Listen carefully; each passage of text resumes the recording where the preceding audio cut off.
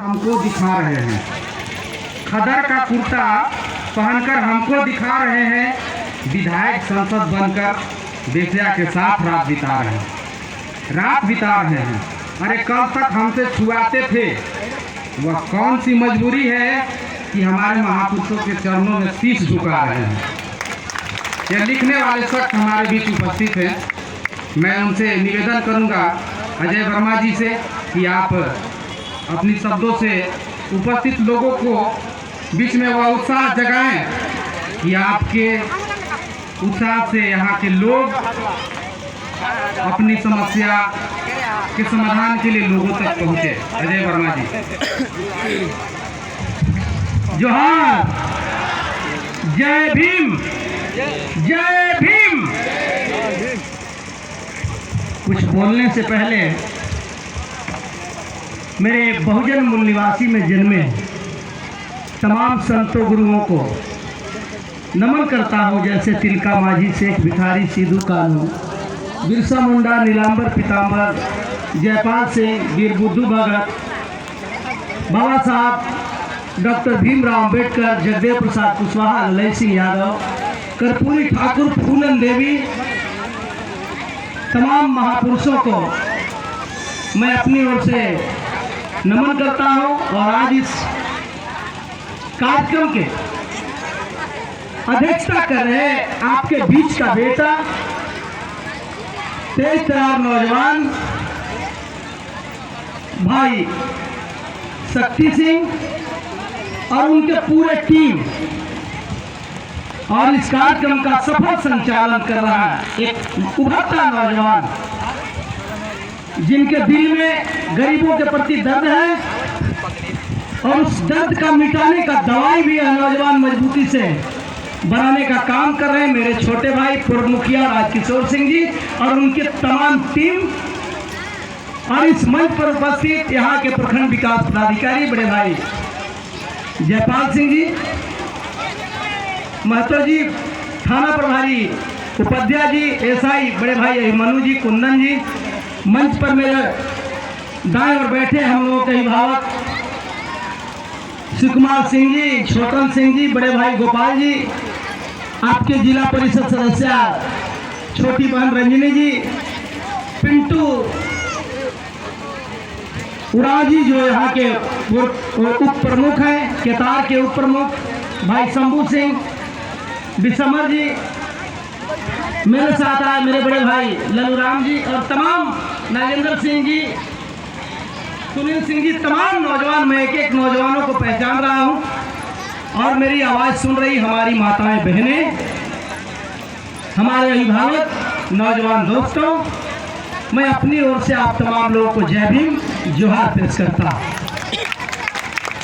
मैं पूरा आयोजन कमेटी को धन्यवाद देना चाहता हूं कि आपने इस तरह का काम जो शुरू किया है, निश्चित रूप से आने वाला समय हमारा है और कोई माई का लाल पैदा नहीं हुआ जो कि सड़क से सदन तक हमारे हक से मरहूम हमको कर सके। अब कोई बचा नहीं है, हम कब्जा जरूर करेंगे।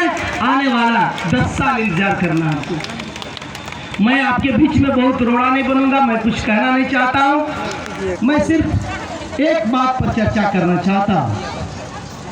आज हमारा आदिवासी समाज अपना सम्मेलन मना रहा और विश्व का जो सबसे बड़ा देश है, विश्व का जो अगुवा है, वह देश हमको आदिवासी दिवस मनाने के लिए पूरे दुनिया को मजबूर किया।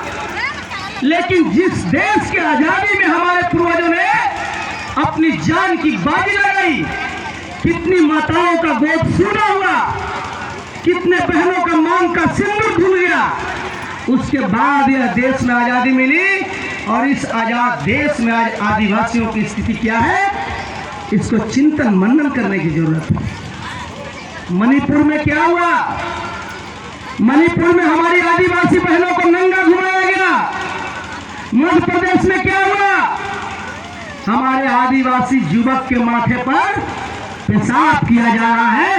हम इस शासन व्यवस्था को पहले बदलेंगे, उसके बाद अपना अधिकार लेंगे, और नहीं तो कोई मसीहा पैदा नहीं हुआ जो आपको आपका हक दिला सके।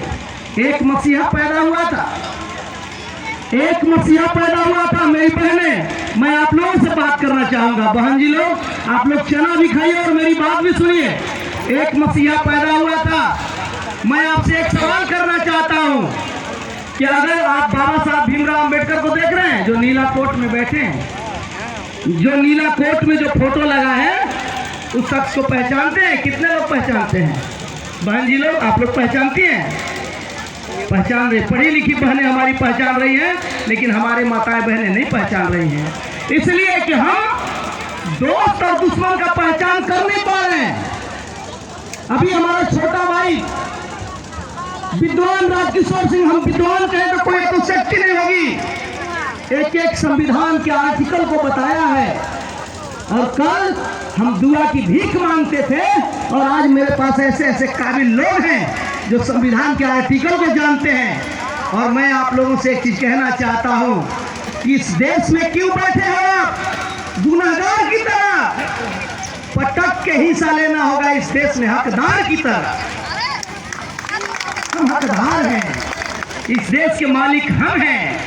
मैं आपसे एक चीज पूछना चाहता हूं, जितने लोग बैठे हैं, अगर आपके पास से वोट देने का अधिकार खत्म कर दिया जाए, तो जितना बड़े लोग आके चुनाव में पैर छूते हैं, अगर आप लोगों को वोट देने का अधिकार नहीं रहता तो कोई आता चाचा बहन लोग, कोई आता? वोट देने का अधिकार आपके पास से खत्म कर देते हैं। आदिवासी भीड़ से, कहार भीड़ से, चमार भीड़ से, गणेरी भीड़ से, दुनिया नुनिया पासी, एकदम सब भीड़ से खत्म कर देते हैं। कोई पूछेगा? लेकिन आपको पता है कौन ऐसा मसीहा था जिसने मजबूर किया महल में रहने वाले महाराजा को कि जब तक तो आदिवासी माताएं बहने का पैर नहीं छुओगे, तब तक तुम्हारा हार में हरदी नहीं लगेगा। कौन मसीहा था? वह कोई दूसरा नहीं, एक चमार के घर में पैदा हुआ डॉक्टर भीमराव अंबेडकर ने संविधान लिखा, और संविधान में यह बताया कि चाहे महल में रहने वाली रानी हो, चाहे शौचालय साफ करने वाली मेहतरानी हो, जिसका उम्र 18 साल है वो वोट डालेगा। और तब वोट का अधिकार आपको मिला है, और बड़े लोग आपको पैर छूते हैं, और आप विधायक बनाते हैं सोना के चम्मच लेके पैदा होने वाले लोगों को। विधायक बनाने की बात करते हैं सोना के पल्लों पर झूलने वाले महल वाले लोगों को।